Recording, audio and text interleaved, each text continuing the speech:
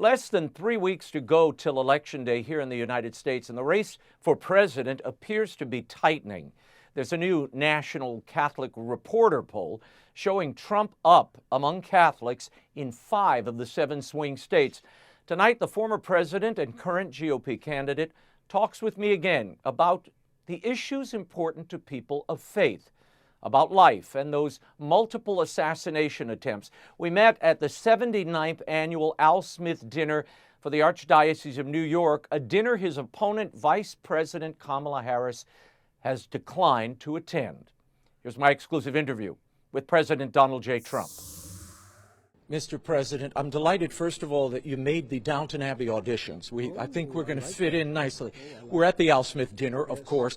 Tell me, why did you decide it was important to be here, and what message is Kamala Harris sending by not being here to Catholic voters? Well, I think you're honoring the Catholic Church, and, you know, I've been a longtime supporter, and I'm surprised she's not here. I think she's the first one in in decades, actually, to miss it as a candidate. It was always been a tradition.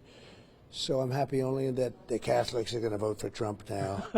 But no, look, I have a special relationship with the Catholic Church, and I think it was very important to be here. Yeah, I've been noticing on your social media posts at your rallies, you're playing the Ave Maria. You're posting Happy Birthday, Mary, a St. Michael prayer to ward off evil. Is that telling voters something about your spiritual journey? What is that? No, I don't think so. It's just beautiful to me. I mean, I look at the whole thing, the words and the pictures. The pictures are so beautiful. And yeah, I put up some stuff. Somebody else asked me that same question. Yeah. And it's really that I think it's really very beautiful. Okay, in 2020, you told me I am a pro-life candidate. Mm-hmm. In the interim, you got rid of Roe v. Wade, and you've said, I've returned it to the states and people have to follow their heart. Sure. Some of your supporters are saying, well, Trump is pro-choice now. What would you say to them? No, I am like Ronald Reagan before me.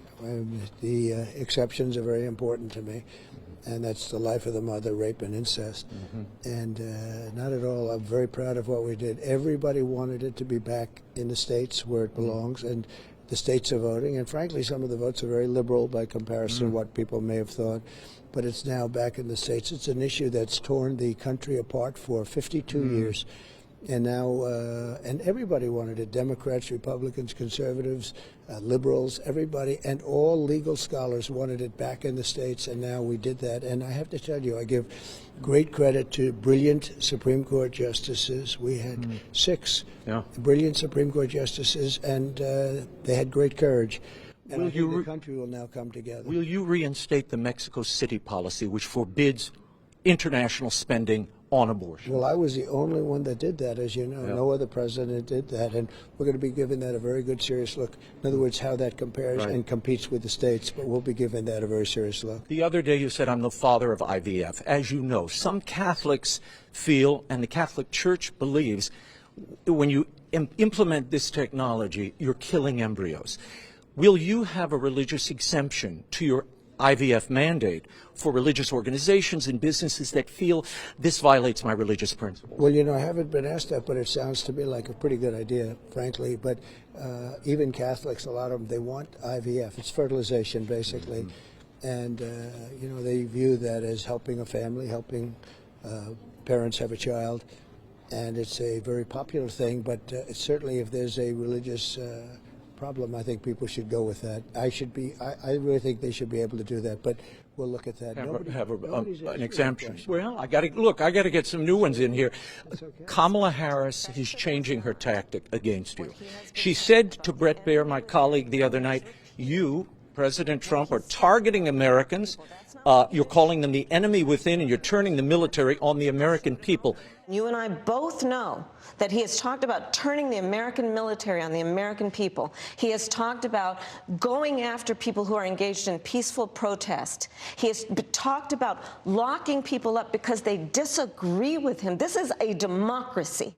Your reaction to that, and what did you mean when you said the enemy within? Well, it's ridiculous that she says that they're turning the military. I mean, these are the threat to democracy. People actually like her with her language. You know, she's the most liberal senator in the Senate. Not as smart as most of them, but she's certainly more liberal. And she likes to say that turning the military. How ridiculous is it? But I will say this: the enemy from within. We do have an enemy from within. We have people that are, I think, more danger to our country when you see the radical left programs that they're espousing. And we have a true enemy from within. They hate when I say that, but whether we like it, and I think in many ways it's more dangerous from the outside enemies that we have. I want to talk about immigration for a moment. The church teaches welcome the immigrant. It also teaches that a nation has a right to protect its borders for the common good. How do you, President Trump, balance welcoming the immigrant with locking down the border and the deportation promise you made? Well, as you know, we had the strongest borders we've ever had just 4 years ago. We had the most powerful, the strongest. We let people in, but they have to come in legally, and I don't think that's changed. We want people to come into our country, but they have to come in legally.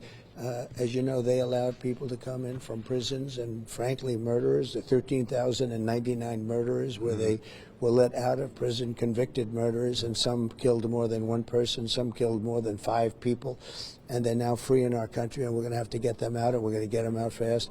Nobody wants that. No, I want to have people come into our country legally, but we have to have strong borders and good elections.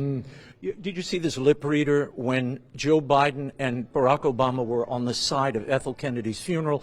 This lip reader, who's a forensic expert, claims Joe Biden said, "She's not as strong as I am." Was it a mistake to trade Kamala Harris for Joe Biden, in your opinion? Well, we seem to be winning, and we were way up on Joe. We had the debate, and the numbers were very strong, and I just see numbers that are very similar right now. They're very similar, so we'll see what happens. I hope we win because we want to make America great again. Yeah. And your record of religious liberty, how important is that to you, religious liberty? It's a stance that I've taken from the beginning, and I'll keep it. I wouldn't change it for anything. Okay, final question. The Pope was asked about your candidacy and Kamala Harris, and he instructed Catholic voters to vote for the lesser of two evils. Who do you think he means and why? Well, I think he wants them to vote for me, and I stand for really everything that you stand for and that the church stands for, and she doesn't. She's a very different kind of a person. She's a Marxist. Her father was a Marxist and still is a Marxist, and they are not big into religion, I will tell you, and I'm not just talking about the Catholic religion. I'm talking about any religion. The whole Democrat Party's gone really radical left, and I'm the opposite. I am totally in favor of religion, and I also like the Catholic Church a lot. Thank you, Mr. President. What a pleasure. We'll see you soon. Thank you. Good. Thank you. My thanks to the Trump campaign and the U.S. Secret Service for their assistance. We have asked Vice President Kamala Harris to join us for an interview as well. We'll keep you posted on that request.